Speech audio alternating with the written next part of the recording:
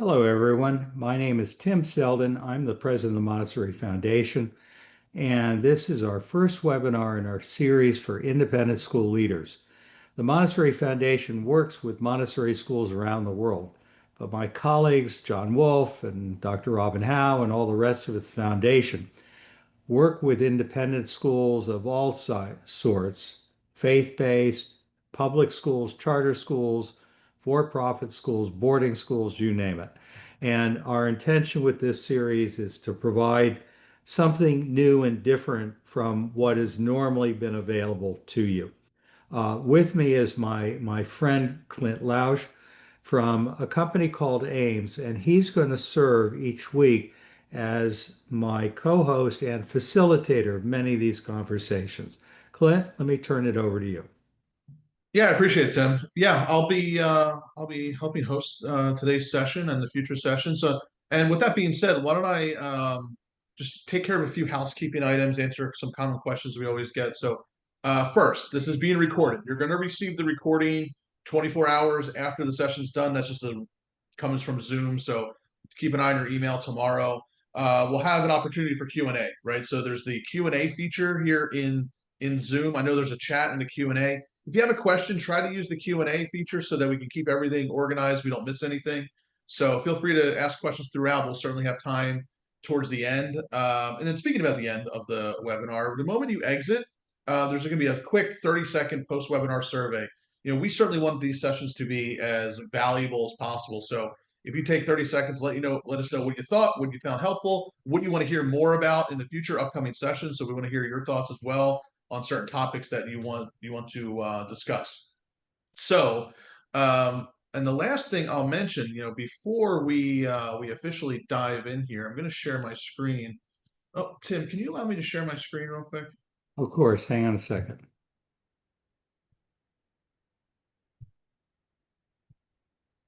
Share screen options. Multiple people can share. Here you are. Okay.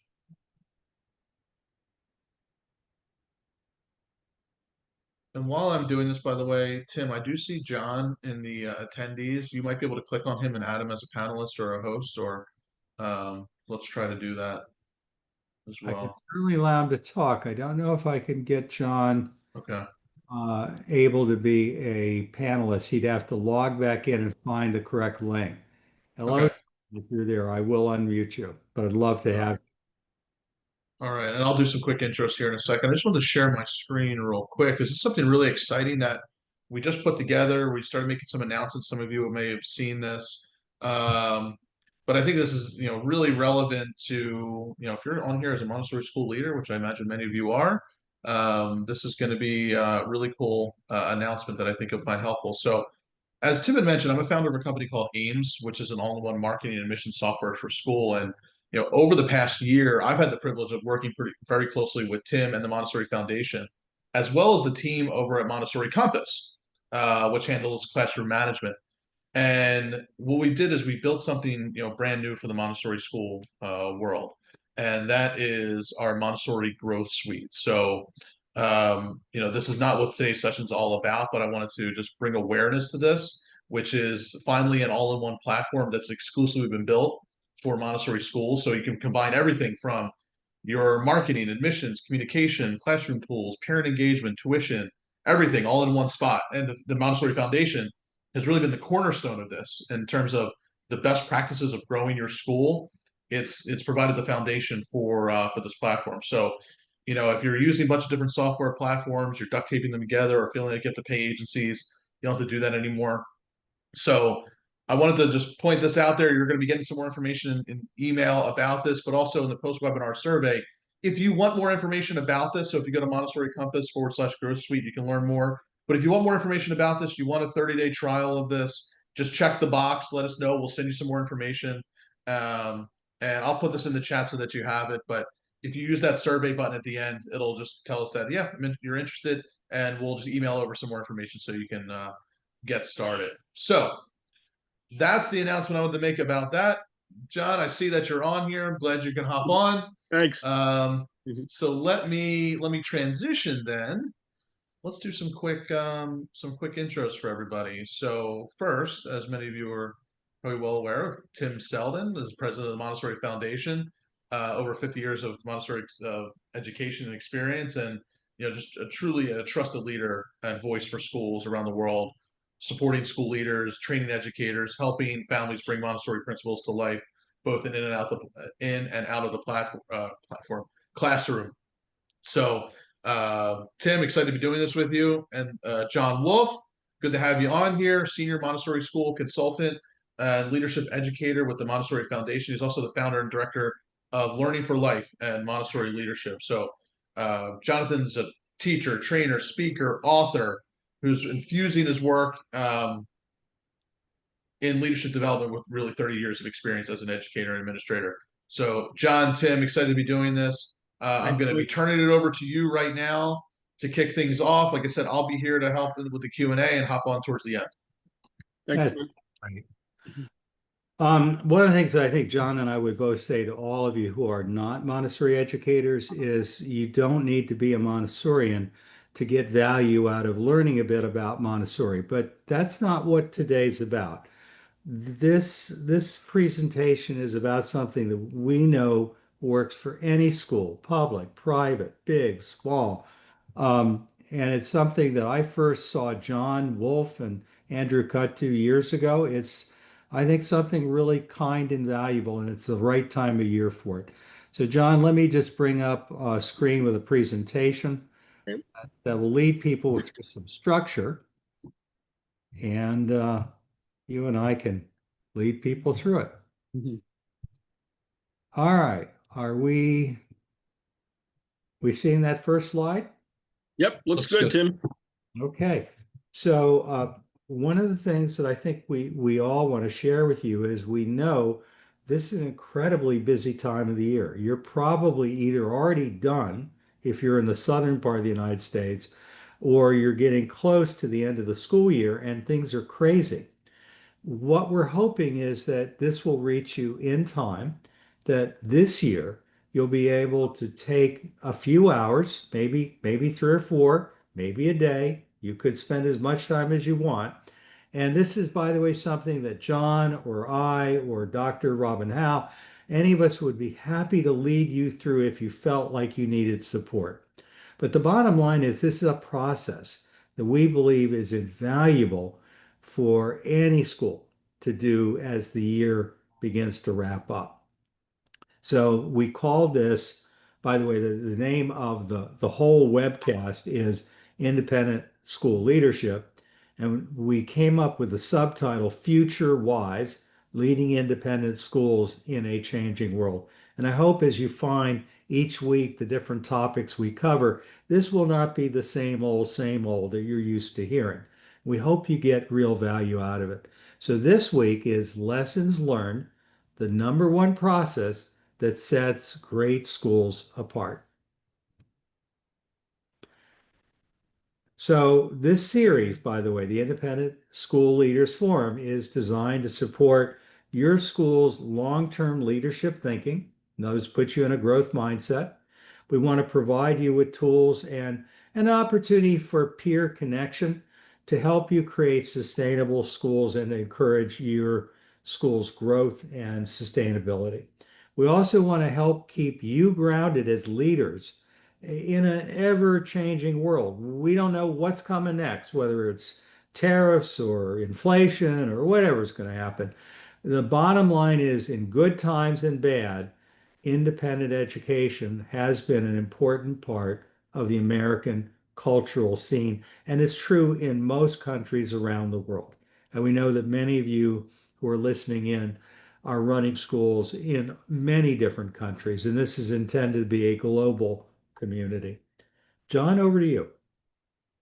Yeah, I just something that is Tim's we're going to get into, but the idea of a period of positive introspection at the end of a school year is so vital, in terms of what did we learn. And so we're an intentional educational learning community. We're not doing some habits that are not best for students or not best for staff or not best for the for the fiscal health of the school. Just a real quick case study. Several years ago, Harvard Business Review ran an article called After Action Reviews. And one of the case studies they cited, it's a little strange. It's a military study. There's a tiny military unit in the high desert in California called the Opposing Force Unit. And they have other NATO forces, much larger, much better equipped, come in and play war games with them. This little tiny unit, the Opposing Force Unit, beats the pants off of these larger, better equipped, larger forces every time because they have the ability to stop what they're doing and go, what did we learn from that action? And if the enemy did this, we'll do that. So their agility and adaptability to change, to cite something that Tim just mentioned, that we are in a rather volatile time in history, which means for the sake of students and staff retention and certainly enrollment, we need to be agile and adaptable as schools, which means sometimes we need to pull back, get on the balcony and go, okay, what did we learn and what would we do better next? Couldn't say it better. And again, all of us belong to various organizations, whether you're a Montessori school or an independent school or a faith-based school. And again, what we're intending to do is create, shall we say, a community of people who want to share a little bit of time each week together to talk and to learn. We've chosen to do it as a webinar format, but we're looking for feedback from you because we know that when we do webcasts, some people really like to sit there and eat their lunch and or take phone calls. And we just figured, let's try this and see how it works. But we're going to be asking you to give us feedback during and after this webinar. So one of the things about this session is that we believe that true leadership begins with honest reflection. John, why don't you do the next one? We'll just go back and forth. Yeah, well, the next one I sort of alluded to earlier, avoid repeating avoidable mistakes. What's interesting, we know that we as human beings sometimes get into unintentional, unconscious habits that are not best for our health or our relationships or the organizations we serve. And my experience as a consultant over the years with private schools and public schools is organizations can also be habit bound. Well, we've always done this at such and such academy. It's like, but why? Does it really fit our mission, our vision for students? Does it support our faculty? Well, no, not really, but we've always done it. So getting out of old habits of organizational and leadership thinking is really part of this process. Tim? The next one is called Align, and the idea is that a school is nothing but people, but a great school is a group of people who share a common vision, a common culture, common priorities. In other words, there's coherency, there's a brand that's, parents can put their finger on. They know why they've chosen to be involved with your school. And alignment, clarity, consistency, incredibly important. And that's true not just today with this one topic, but every single thing we're going to do in the years ahead. And John? And then lastly, turning what we've learned as organizational leaders and as faculty into action-based improvement. So many times it's easy to have an insight about, well, we could have done that better.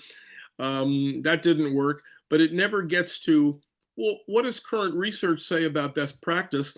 And why don't we try this differently next year and see if it improves the results, whether it's student learning or teachers' instructional excellence. It's like putting our learning into applied service, applied action. Yeah. And the particular topic John and I are leading us through today is this sort of end of year thing. And I don't know what happens at your school. You may already be doing something very similar to what we're proposing. But my experience is a lot of times teachers cannot wait for the summer break to begin. They are just done.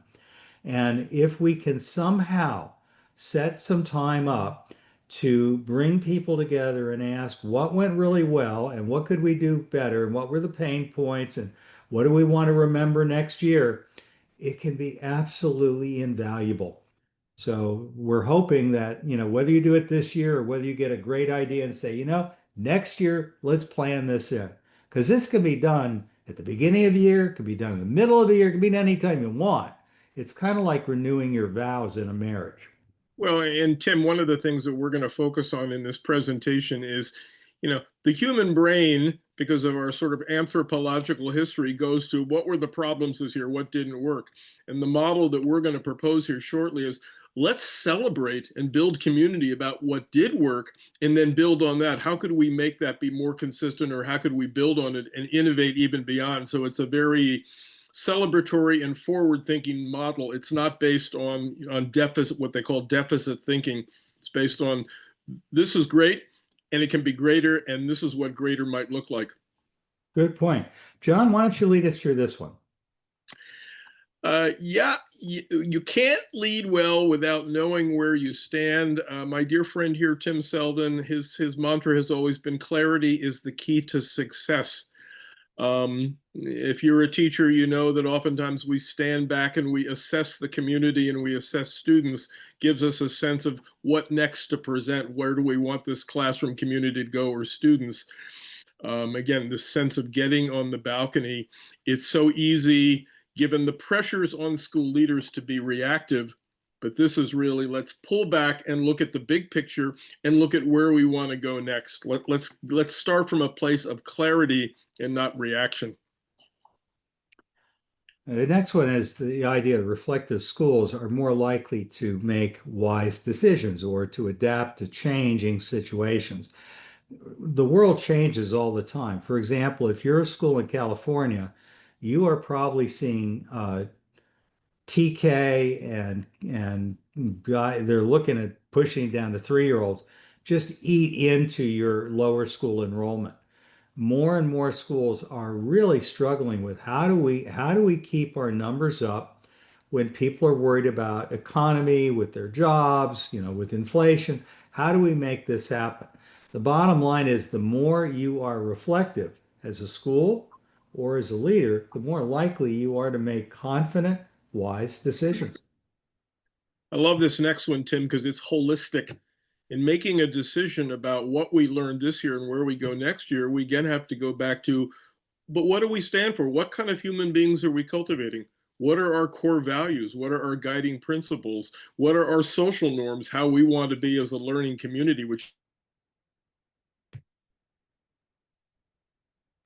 is all values. Does this align with support our people, meaning all the constituents in the school, students at every level, faculty, enrichment teachers, parents, board members, alumni, and then what are the available and necessary resources to make this happen? So to me, I like this sort of the anatomy of this inquiry here, because I see some school leaders in my consulting work only make decisions based on a couple of these and not looking at, no, you've got to look at the holistic anatomy of a school, which is really these four elements here.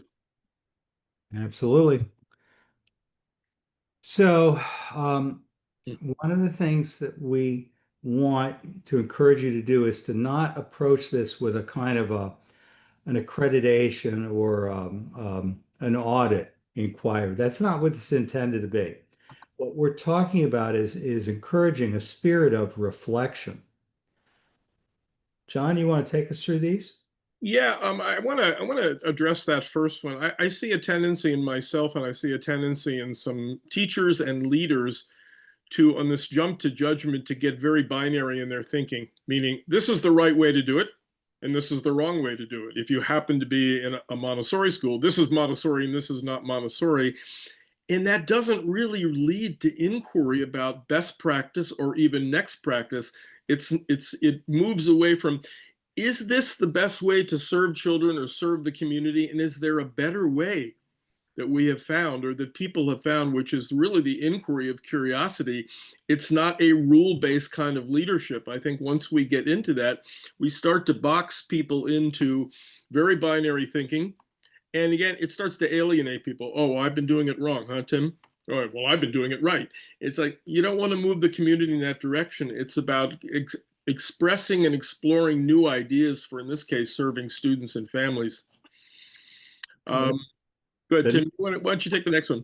Yeah, the next one is the idea of, again, this is a time of year where most of us, as school leaders and as teachers, we're exhausted. And the idea of what gives our school life is the idea of there's a reason why we choose to do this work because we could all do something else in our lives. We could work for Starbucks. We could be a stockbroker. We choose to do this, and probably it's because even though parents and children and other teachers can be exhausting, there's something about being in a school that keeps us young, that is life affirming. And you probably, hopefully, you love your school. It's like a family. So at the end of the year, even though we're really tired, we can't wait to get out and decompress and recover.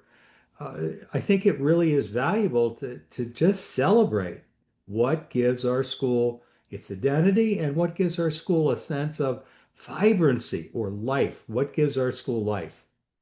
So a particular practice that Tim and I learned from our dear friend Paul Epstein is what's called school moments. You know, if you were a Montessori school, you'd call it Montessori moments. If you were this kind of academy, you would call it our academy moments. It doesn't matter what your educational model is. But as you all know, as school leaders, it's so easy to drift and get stuck in the minutia of everyday happenings in the school. Many schools are instituting as part of this what gives our school life and what is our school at its best. Before we start a meeting where we're looking at program elements or the event party or whatever it is that we're planning with our faculty and our parents, did anybody observe a student or a teacher or a parent do something that is our school at its very best, the essence of our school? This is the reason we are here, because a student had this breakthrough or a student did this. I'm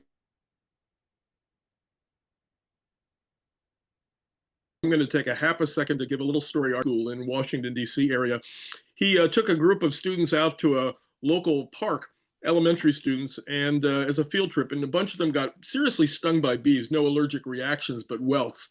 He brings these kids back about 5 o'clock, and he realizes parents are arriving for a parent education event that he is going to facilitate. Parents are looking at these kids like, Andrew, what happened here? I thought this was a peace school. What has happened to these children?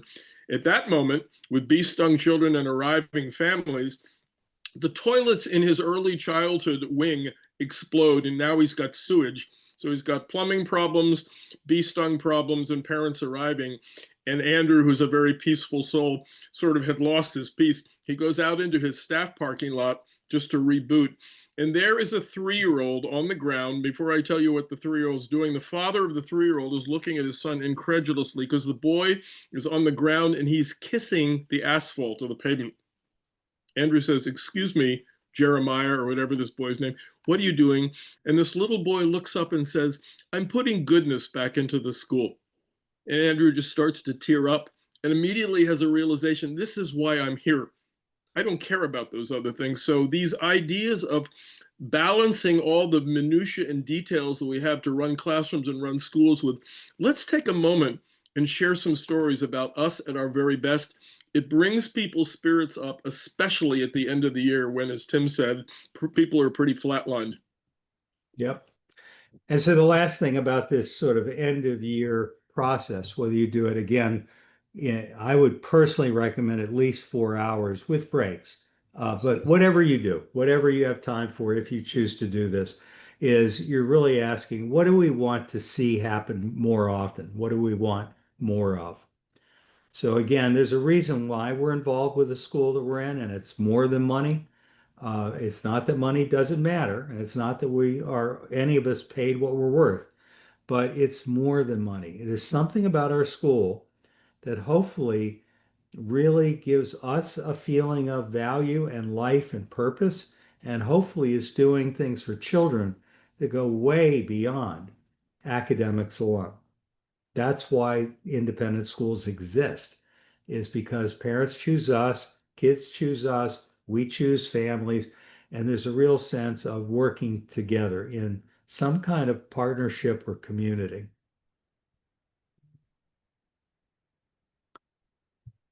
John, you still there? I am here, Tim. Want me to start this one? Yeah, why not?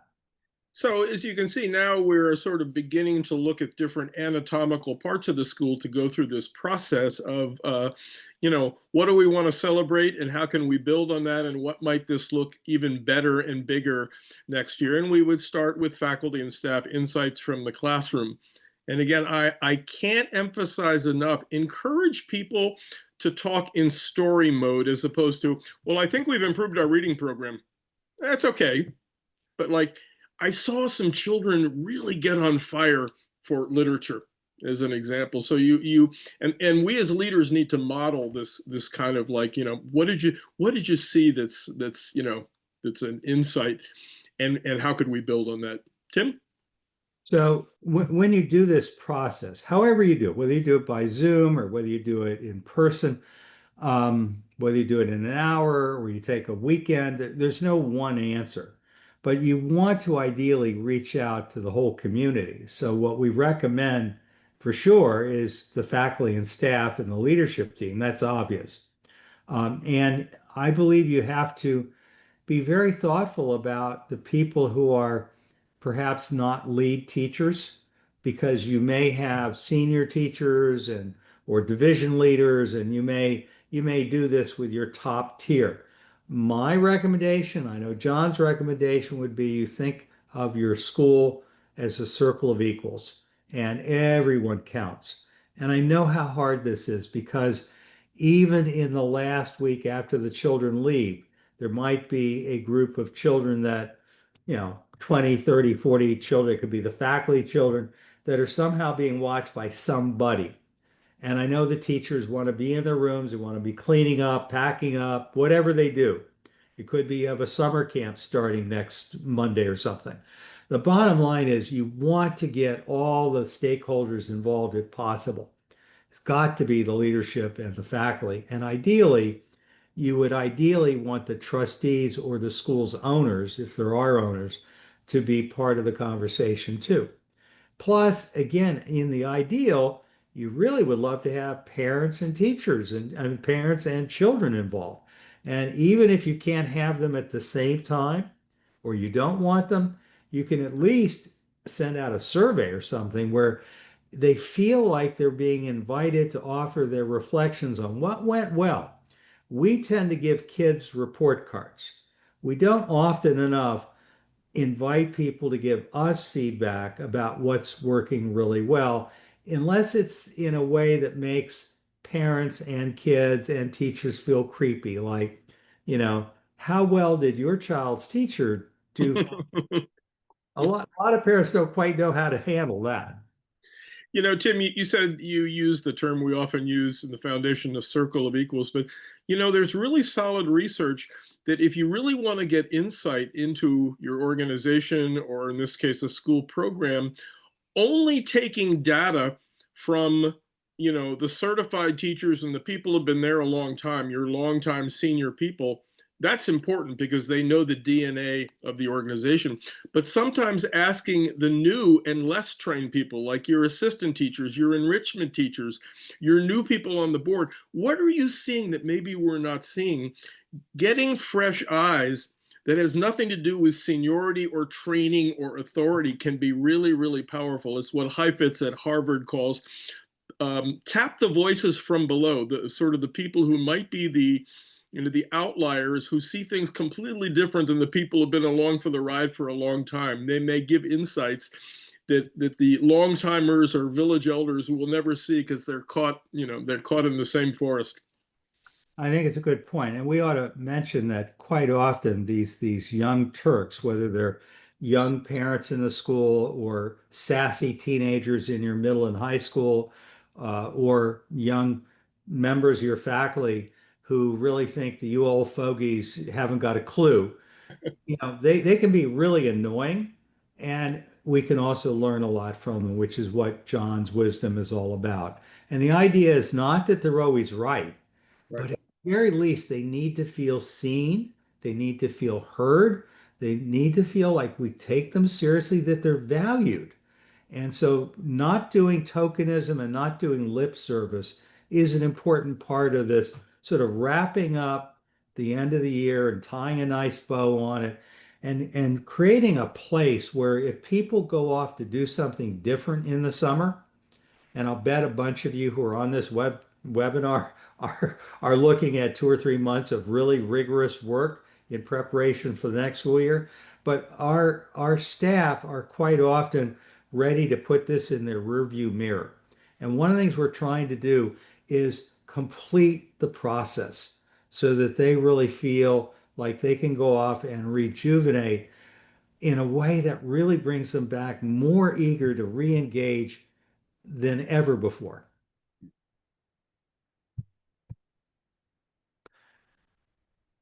So this is intended to be sort of a simple way of thinking of what a whole school review or whatever you want to call this, the end of year, what worked, what didn't work, what do we want to do more of, so forth. John, you want to jump in? Yeah, I think the first one is pretty self-explanatory. It's certainly we want to get quantitative data, whether it's on enrollment or test scores for older students or whatever it is, but there also needs to be some qualitative criteria. In other words, what number, did people over time tend to step up and participate more? What did people say about their work experience? What do students say about their experience? So gathering data quantitatively is good, but sometimes qualitatively gives you the not only the what, but the how could we do this better? Because your qualitative is about people's experience, and it's so important to check in and see, not only what happened in what statistical quantity, but how did you feel about that, Tim? Was that a good experience for you and your students? So now you're getting a sense of motivation or lack of same. Couldn't agree more. And I think this one's so important that I'd like to take a moment to add on. Montessori, it trains teachers to think of the phrase follow the child. Now, some of you are Montessori educators, some of you are from many different backgrounds, but the idea of following the child is the idea of one, putting the child at the center, because it's not just about us and our curriculum, it's about helping the child to become the best that she can possibly become, honoring her, really having a relationship with her. And all great schools know this. But the other thing is the idea of observing. By the way, next week's topic, it will be Cheryl Allen and Rob Amos from Montessori Compass talking about the process of doing really reflective teaching and reflective observation and record keeping.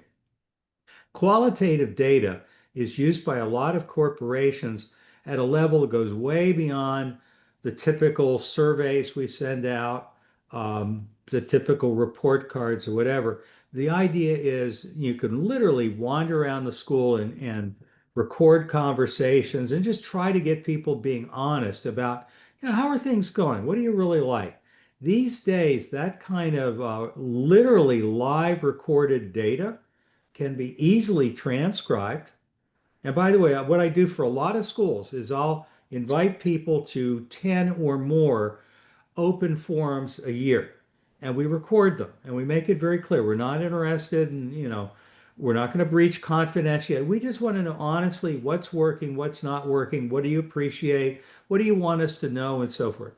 We have all of this stuff transcribed, which is easy these days to do, and we run it through artificial intelligence. And the AI takes all this disparate information and starts giving us all kinds of insights into what is our community thinking. The top corporations in America are working hard to figure out what do people think we are, what do they appreciate about us, and what do they wish was different. This kind of deep qualitative study is what anthropologists do when they're going into other cultures. John? Yeah, I know we're going to get to a little more drill down on this one, but let me frame very quickly what appreciative prompts means on this reflection using appreciative prompts. There's a model some of you may be familiar with it, an organizational development design model called appreciative inquiry, and it's based on 4 words that start with D.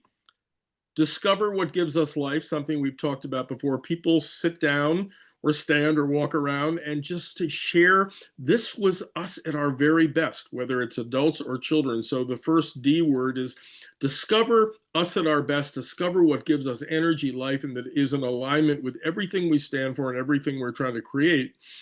The next D word in this process of appreciative prompts or appreciative inquiry is dream about how we could make those stories happen more consistently, more systemically in our organization.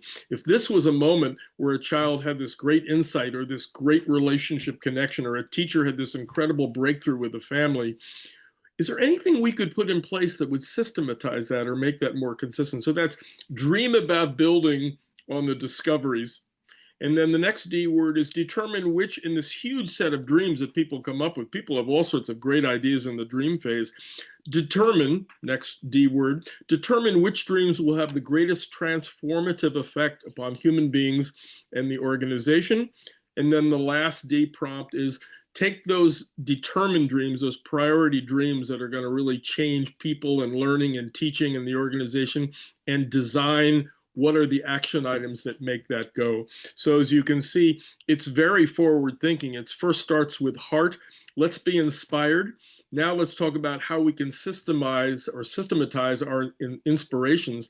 We can't take all those inspirations off the shelf. Let's prioritize them, and let's design and make those dreams happen. Very forward thinking. Okay. So again, what we're ideally doing, and again, you may only have, this could be your last week of school. For some of you, school ended last week. For some of you, got another week or two. We know how it is. The bottom line is, whenever you choose to start this process, there's various ways to do it, from deep dive to, first simple exploration. Let's try it on for size and see if it feels good. But, again, what we're doing here is talking about the structure of what this might look like.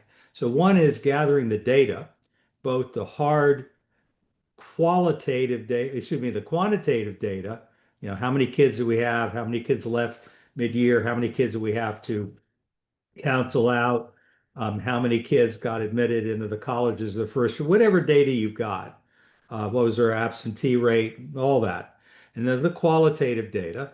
And then, as John is saying, you want, when you come together, you want to use appreciative inquiry, this appreciative prompt strategy, which you can read all about. There's lots and lots of things online to learn about this. And that's our frame of how we use our time. And then the next one is, we're going to set up a highly structured time to gather and go through this process. Think of it like Thanksgiving meal, or the Christmas or New Year celebration.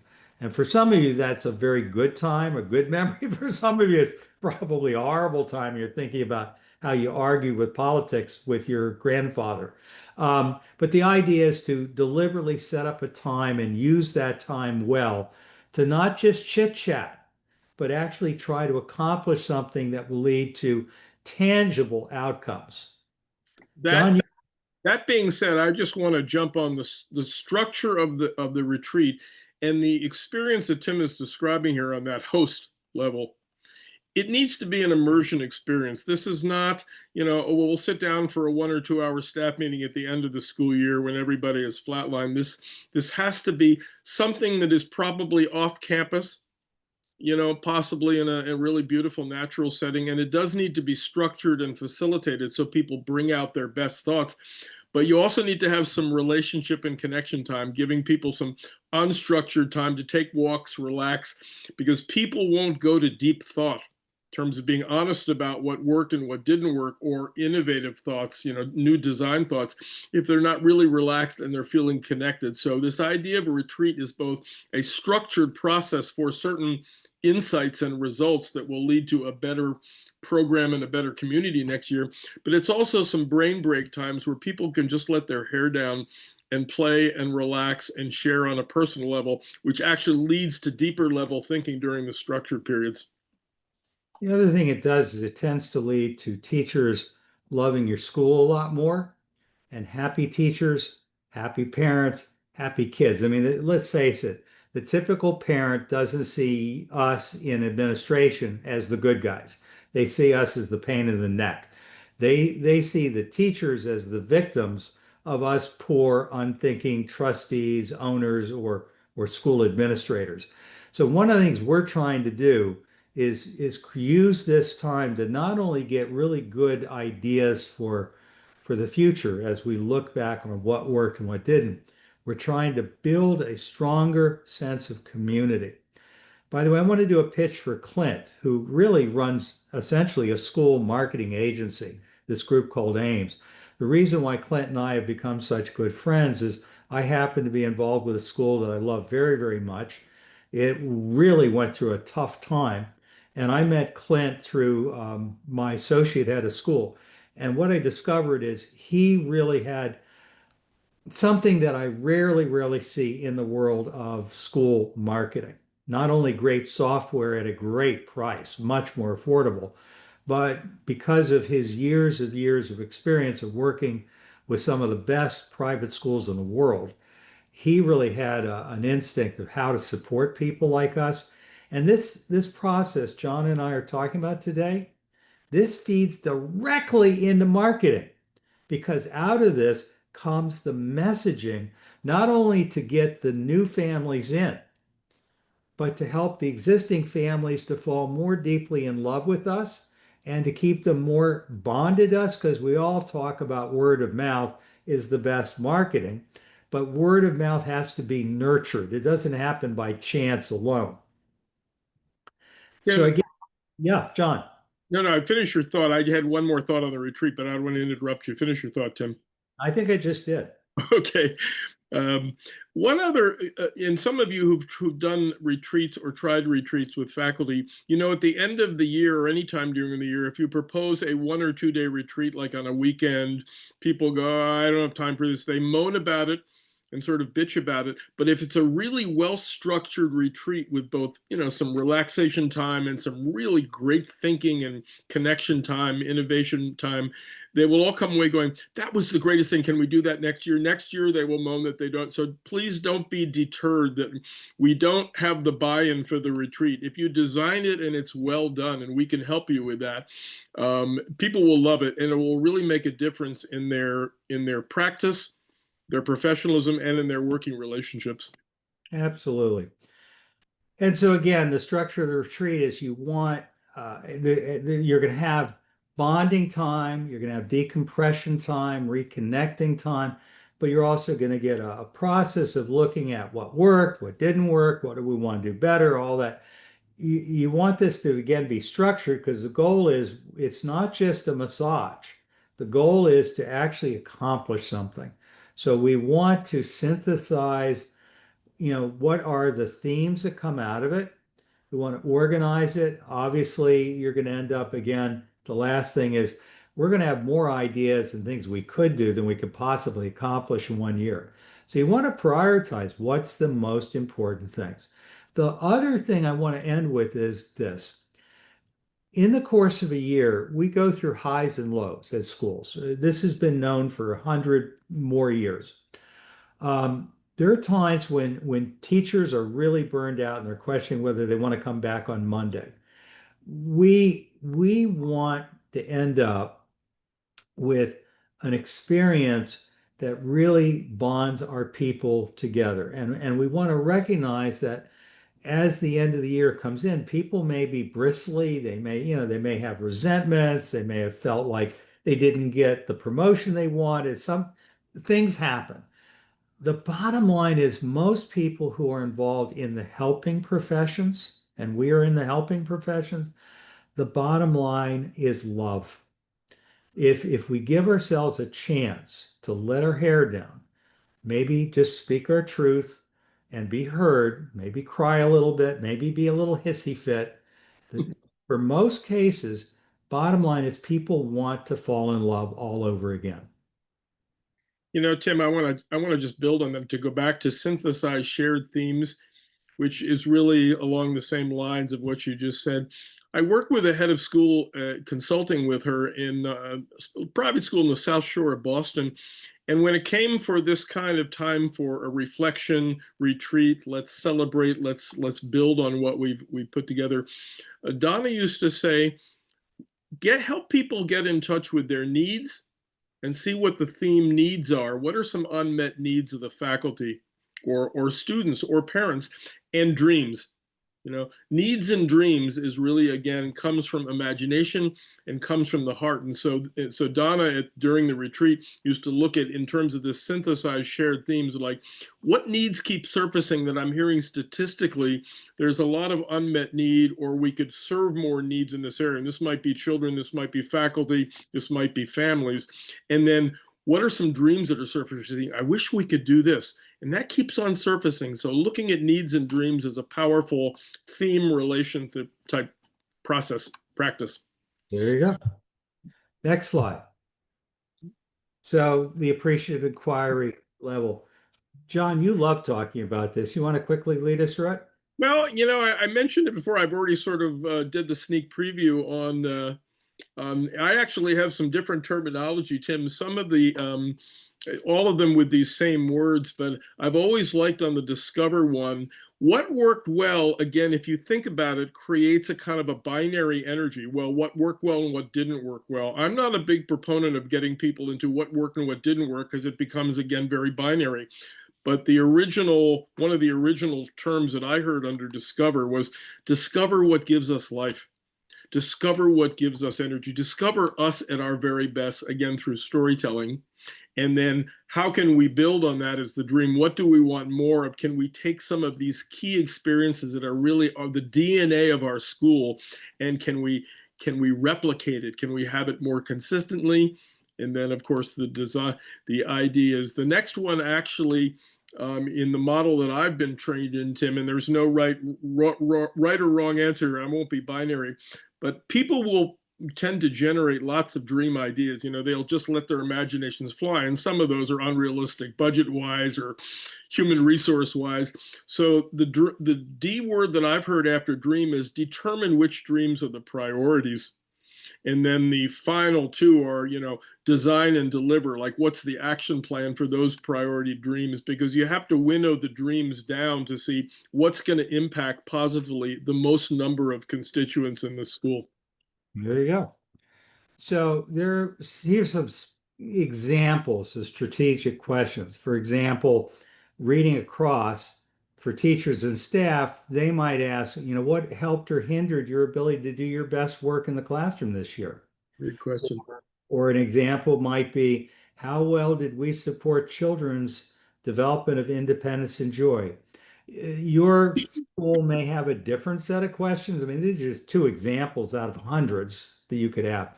But the idea is give some thought to examples of questions that at your school you might do. With leadership, it could be, what of our new initiatives really worked well? That summer camp we planned, how is it working? The aftercare, the new theater program, we added football. Is that really what we wanted it to be? Are we building the right systems in our school for sustainable growth? Do we need to, add on space? Do we need to expand up to high school, or to bring in a third language? I mean, lots of questions you might ask. And from the point of view of the board, who hopefully is part of this conversation, is our school really following its mission, or are we just all about the budget and how much we raised in capital this year? Or are we using the right metrics to look at our long-term health? Again, it's very, very easy to get off track. We've all been there. Don't beat yourself up when it happens. What you can do, though, is say, okay, what lessons can we learn? How do we avoid repeating that particular mistake? And so we get better and better at keeping on track. John? Just a thought about something you brought up there. There is some research on inviting people to brainstorm questions is a much more imaginative and emotionally safer, socially safer way than asking them to brainstorm ideas and answers. So in this idea, certainly the facilitator or leader of this kind of a process, like in a retreat where you want to jumpstart some good curiosity, inquiry thinking, let the group come up with questions with regard to our art program or our mathematics program. What other questions could we ask that we have not thought about, that could, inviting people to pose questions of inquiry that require further thinking and research, you'll get much more buy-in than asking them to share answers and ideas, because from most of our schooling and parenting, well, I'm not going to give an answer and idea because it might be the wrong one, but you ask people to brainstorm what are all the questions we could ask about that topic, and they will just spew it forth, and you actually get much more creativity when you do brainstorm of questions than brainstorm on ideas. That's great. All right, close to wrap up. So here's some examples of some of the tools that schools use. And I suspect that you're going to look at this and say, okay, you're going to provide us with an example. My advice to you is one, you're all going to get a little PDF sent to you as a link in an email. Most of these things exist online. You can find lots of reference. You could Google, for example, if you know what a leadership summary report template is, just Google it. You'll find there's plenty of references. It's around. So these are just examples. For example, a reflection retreat agenda template. We've been suggesting a general idea. There's lots of different ways you could do it. John, I couldn't agree with you more. Ideally, you do it on another location in a retreat center. That's why they exist. They work. But if you can't afford it or your staff is not willing to sleep out somewheres away from the school or whatever, you do the best you can with what you got. You can do surveys, you can do end of year and year-end dashboard. That's an interesting one to Google because believe it or not, there are all kinds of things that will help you understand what a year-end dashboard guide is. A SWOT, which, strengths, weaknesses, opportunities, and threats. That's well known by most of us. And then the leadership summary report template. Hopefully, you can all begin to envision that after the retreat, some kind of document comes out, even if it's just a PowerPoint, that gives, the people who participated a sense of what came out of the time we spent doing this work. John, anything you want to add? No, I think you said it well, Tim. Thanks. Okay. So these are a few examples that John has over the years in groups that I've been in. He said, these are patterns that you may look for. You Yeah. want to? Yeah. And you can look at the framing of these. A lot of these are framed sort of, as negative problems. You can also, if you don't want to initially bring people down, you can simply say, event attendance, you know, you know, um, consistency horizontally between classrooms. But the idea here is there are certain key elements here that often end up with, like, did people come to the event and did they feel it was useful? I see in the work that I do in private schools and including the Montessori schools, sometimes I see enormous variations of instruction and curricular practice. So students are actually getting different outcomes because the teachers are working, as Tim would say, in their own retail location or the archipelago of classrooms. Faculty conflicts. I find that teachers are very empathic souls, and they teach children sometimes to do compassionate communications. Let's sit down and have a direct, conflict resolution. But some adults need a lot of support, as I'm sure you know as a school leader, when it comes to talking with a fellow faculty member or an administrative supervisor or a parent on a difficult issue.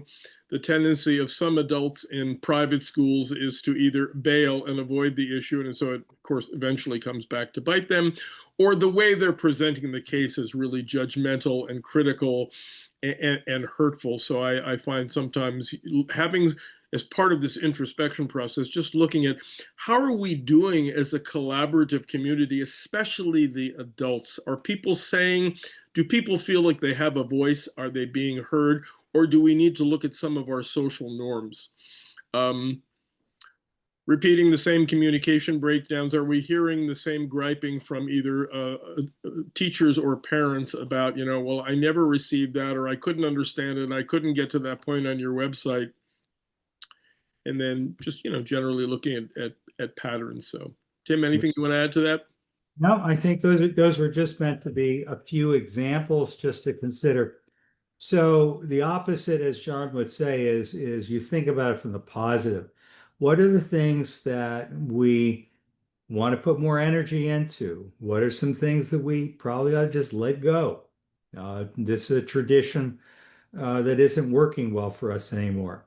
What initiatives will help us grow stronger together? Just a few examples of the positive way of framing this end of year wrap up.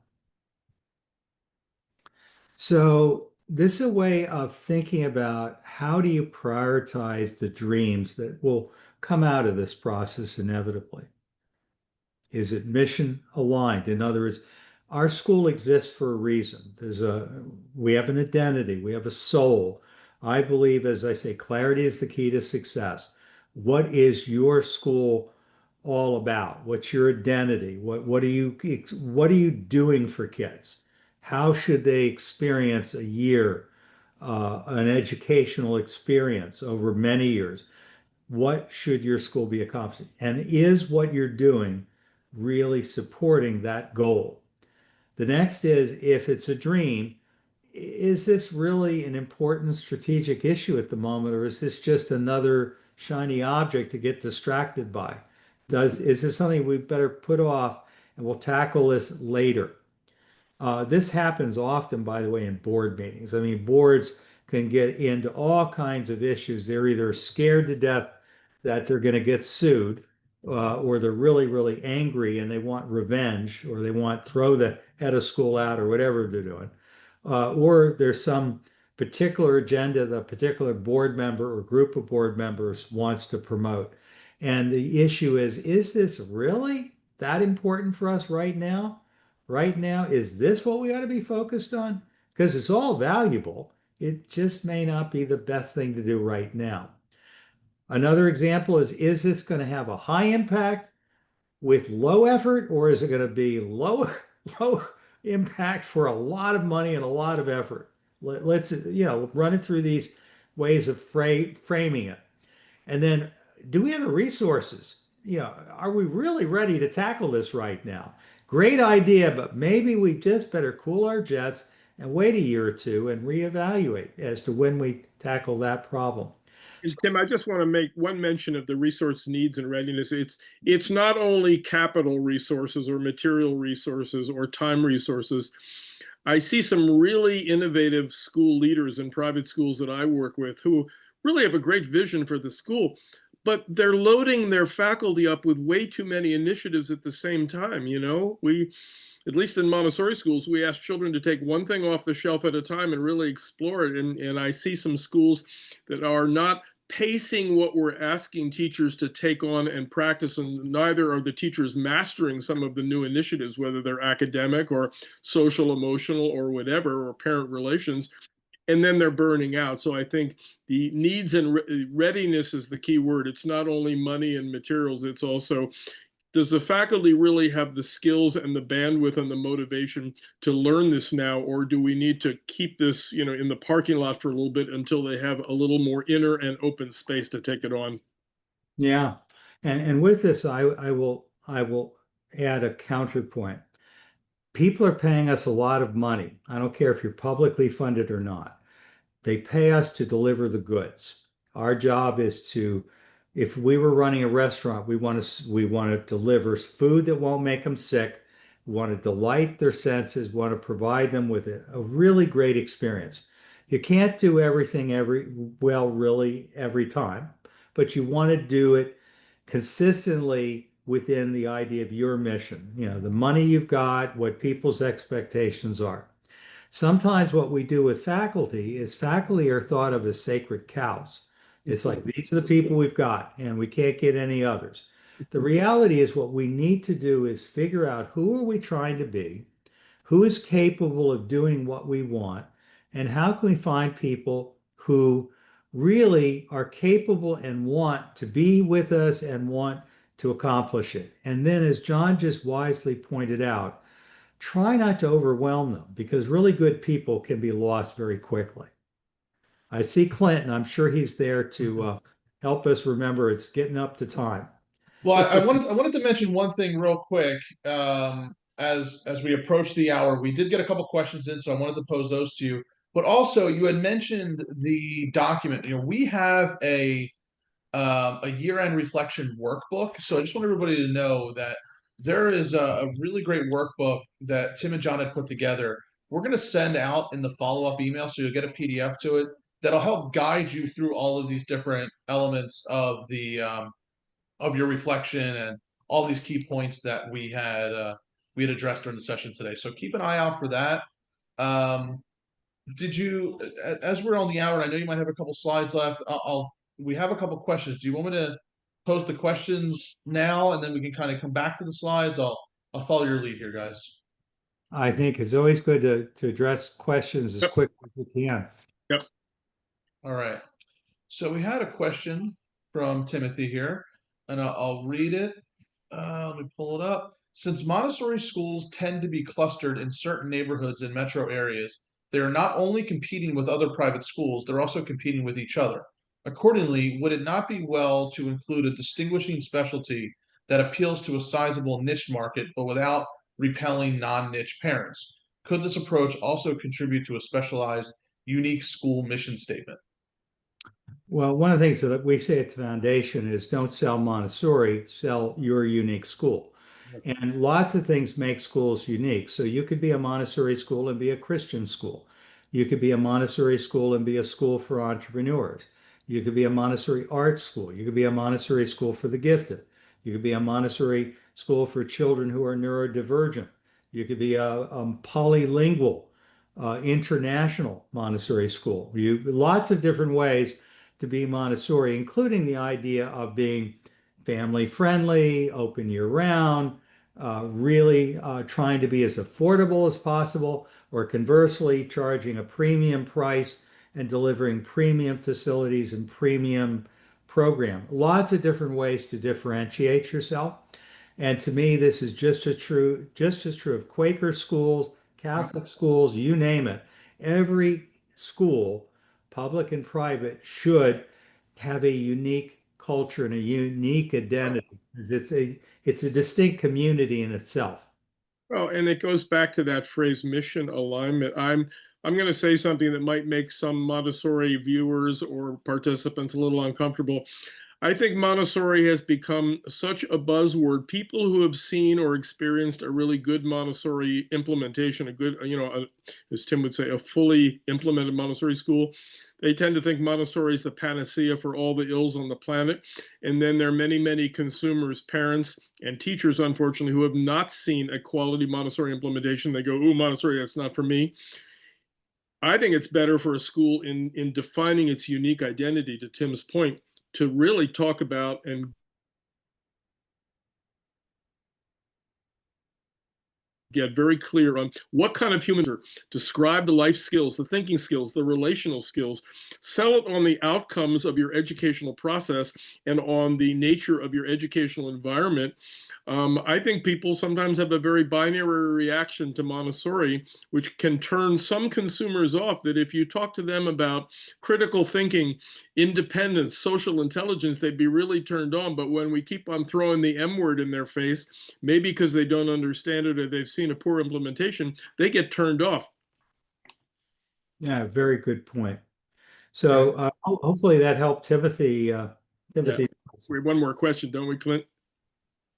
Yeah, I think somebody had asked, about PDF transcripts. Yeah, you'll get the recording and PDFs and everything in the follow-up email. So I'll just mention that. And by the way, for everybody that's still on here, this is a great time to drop in your questions in the Q&A box. So if you have some questions, drop them in there. We can certainly get to them. I'll make a couple quick announcements here real quick as we're a little bit past the hour. Again, as you exit the webinar today, if you have to hop off, let us know what your thoughts are in that survey. What you like, what you want to hear more about.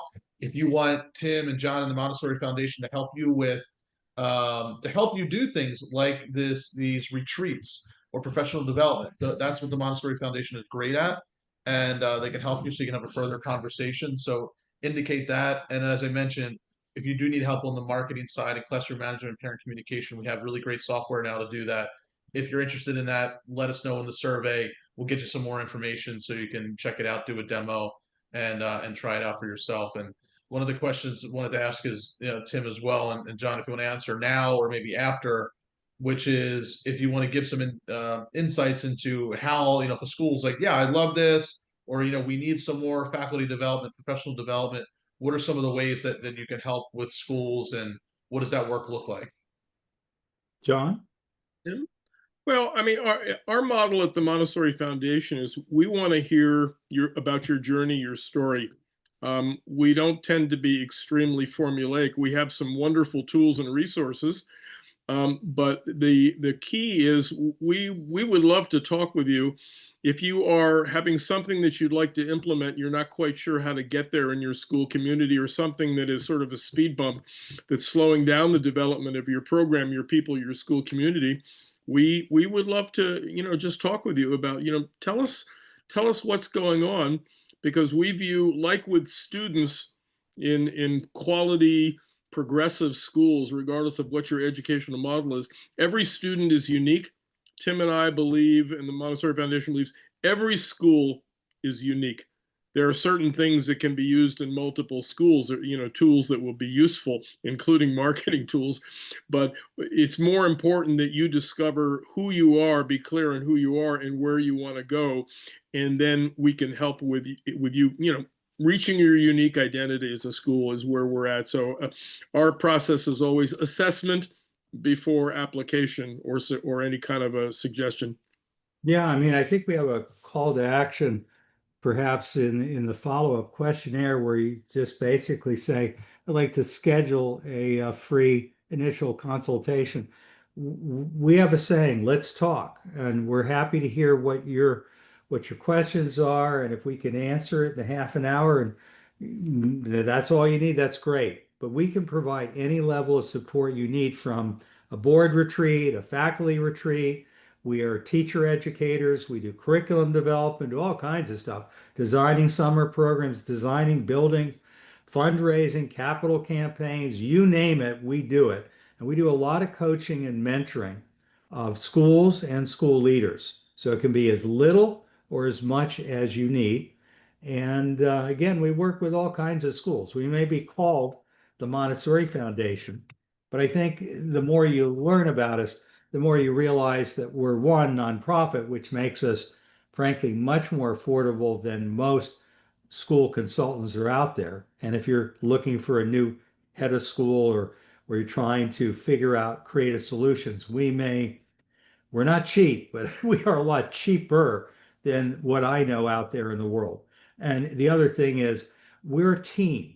There's a group of men and women who have worked together, been friends and colleagues for a long time. We try to keep fresh. We try to keep our minds very open, and we work collaboratively so that if one of us is working with a particular school and it has a need that's not in our bandwidth, John or Kathy or whoever will reach out to the rest and say, this is what I'm working on. Can we talk about this? And that kind of clinical collaboration really makes us very strong. We are not giving you a set formula. In fact, I think you'll find that we think different, kind of like Apple did back in the 80s. We like that. Tim and John, we have a couple more questions that came in. Do you want to take those? Do you want to Yeah, go yeah, back yeah. to anything in the presentation? Yeah, sure. Questions? Okay. Yeah. All right, next question. How do you reinvigorate long-term teachers at your school who have been chugging along for multiple decades and get them on board with trying new things? Isn't that always a challenge? Change is always difficult. How do you help? How do you do that? How do you reinvigorate them? Yeah, to me, there are two things that come to mind, Clint, about that excellent question. One is, I think we have to start to, at times, reestablish our culture. Are we lifelong learners like we want students to be? And sometimes their needs, and this is what can be brought up in a retreat, like, are we still open to exploring, new ways of thinking about children? So that's sort of the cultural side.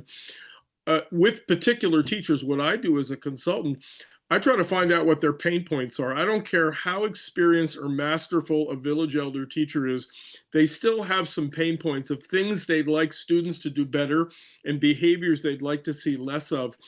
If I can get them talking about what I call their aspirations and their perspirations, then I can be. I've seen some teachers try some really innovative things to get you to that aspiration and to reduce that perspiration. Would you be open to trying that? So sometimes you can't go through the cultural door. Why don't you be more open to thinking it just doesn't work?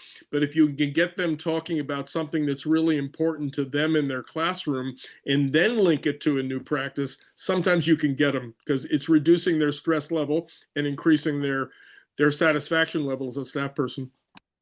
Yeah, in my case, I agree with John completely. When I came in to all of this, I came from a background of sort of progressive humanistic education, which was very different from what most of us think of as Montessori. What I appreciated in Montessori was one, how much easier it was in general to lead these schools, and secondly, that most Montessori schools had a mentor, a coach, or a team of them. And those mentors are not just mentoring the leader of the school or the board of the school.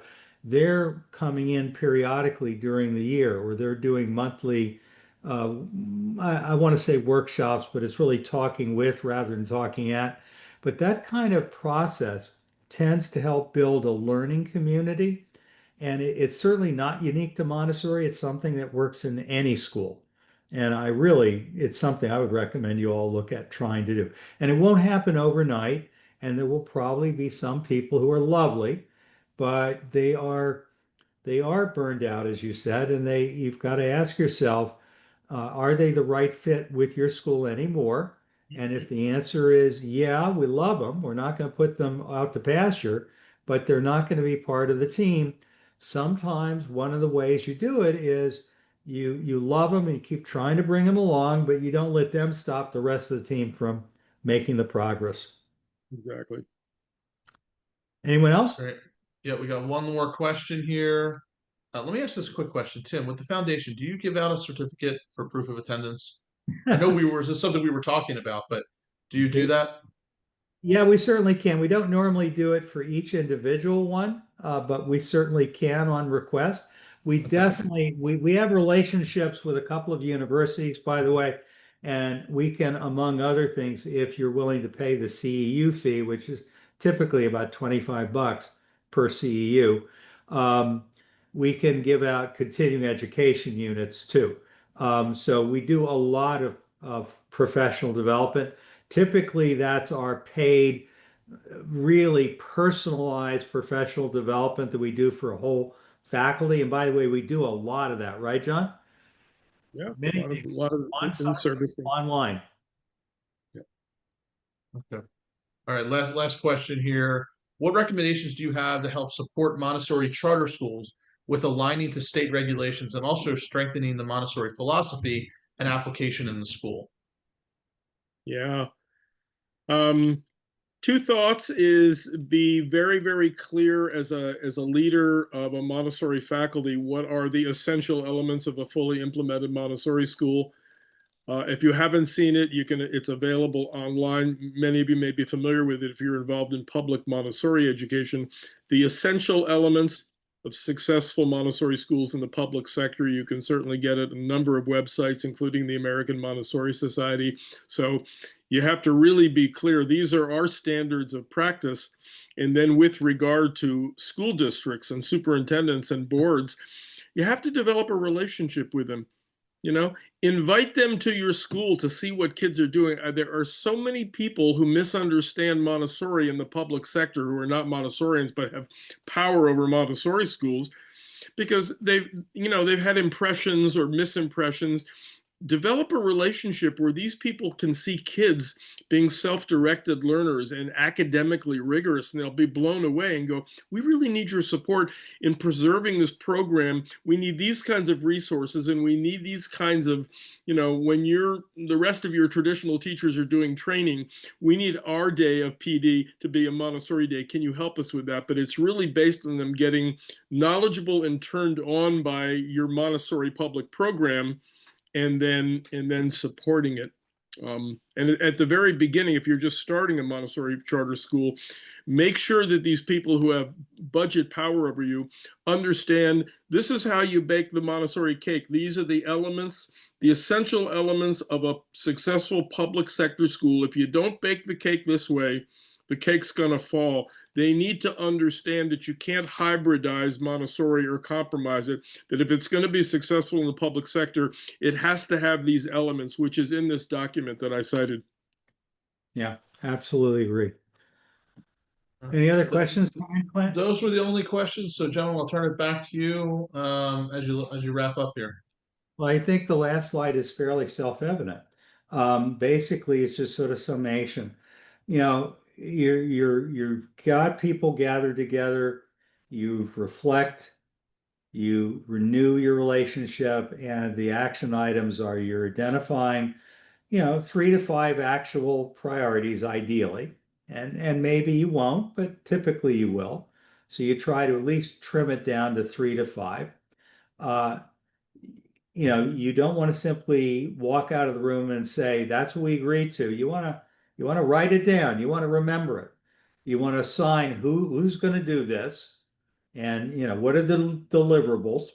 You want to communicate to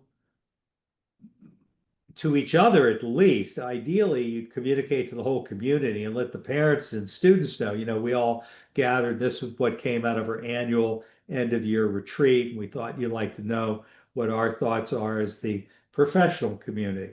But you want to communicate at least to each other, and you want to record it so that years later you remember on this year, this is what we came out with. And then finally, ideally, you want to actually use what comes out of this. Um, this would ideally shape some of the things that would happen over the summer. Maybe the staff agrees to do some things. Maybe certain people agree to it. Maybe the administration agrees to do it. It should suggest things about finances, even if it's not this year's budget in the future. These are things we want to start working towards. And so the goal is that we didn't just get together to hear ourselves think. The goal was to actually come out with something practical that will help us do an even better job next year with new energy. Right, John? Thanks, Tim. There's an interesting relationship between identify and use. Up in the identify one, when we look at key initiatives or priorities, you also want to have a discussion. If we put that into in effect in our school community or in our classrooms, what would be the observable indicators of success? What would be the results that we go, that was successful? Because we're now seeing this in students or in enrollment or in teacher professionalism or practice. And then when you get down to the use, it's like, okay, so in this time frame, we're going to be looking for development of those indicators of success based on those priorities. You really want to drill down and define success of each of those initiatives or priorities. How would you know that you're at the top of the mountain? There you go. So I think we've wrapped it. I know we went over time. I hope that those of you who are with us, one, will forgive us. Those of you who have stayed, we really appreciate you. Those of you who did not stay, you're going to get the recording link. You'll get a PDF of the slides. There's probably another slide or two yet to come, but it's not important. We've said what's important. And we encourage you. Take a look at what we said today. Let us know whether or not you found it valuable and something that you'd like to try to do, even if you don't think you can do it this year. And let us know what you'd like to hear, in the future, because the intention here is the Montessori Foundation team. And it won't always be John, it won't always be me, it won't always be Clint. The whole group of us are going to show up here pretty much every week. We'll take off certain weeks once in a while, but the intention is we're going to be here and provide this as a regular channel. We're going to post this publicly on YouTube so that, if you happen to be discovering this years later and you didn't even know about it, this is something that we started this day as a new tradition. We've been doing this on other days at the same time slot for many years now. John and I started something I think about 6 years ago on Wednesdays at 1 o'clock. Yep. Clint and I started one on Tuesdays at 1 o'clock that's specifically to marketing admission. And we just hope it has value. We know what it's like to run a school. We know how lonely it can be. And we know what it's like to go to these conventions and hear the same erudite information that may or may not feel like it's delivered by people who really have been in the trenches like you are. John and I have been in the trenches. We know what it's like, and we tell it like it is. And lastly, Clint, we want to thank you, and we want to encourage anyone who's running an independent school, take a look at what Ames is. If you're a Montessori school, I certainly encourage you to look at the Montessori Growth Suite. The Growth Suite is really shall we say, a blend of two separate services, Montessori Compass and Ames. If you're Montessori, the two together are really affordable and really good. But if you're running a school that isn't Montessori and you're saying, I want to take a fresh look at how we make the phone ring, you need to talk to Clint because I don't know anyone who's doing anything better than him. Well, I appreciate it, Tim. John, Tim, thanks again for the great presentation.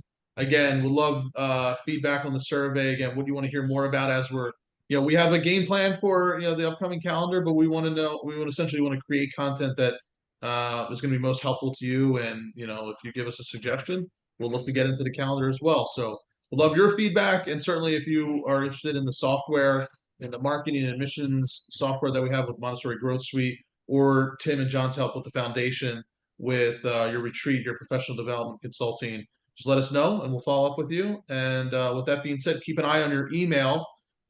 Within 24 hours, you will get an email with this recording, with the slides, and with that workbook as well that we had mentioned. And you'll see probably by early next week an invite for next week's webinar. So look forward to hopefully seeing you all there as well. Have a great rest of the week, and see you all next week. Bye, everyone. Clint, Don, thank you Thanks, everybody. Take care. you will.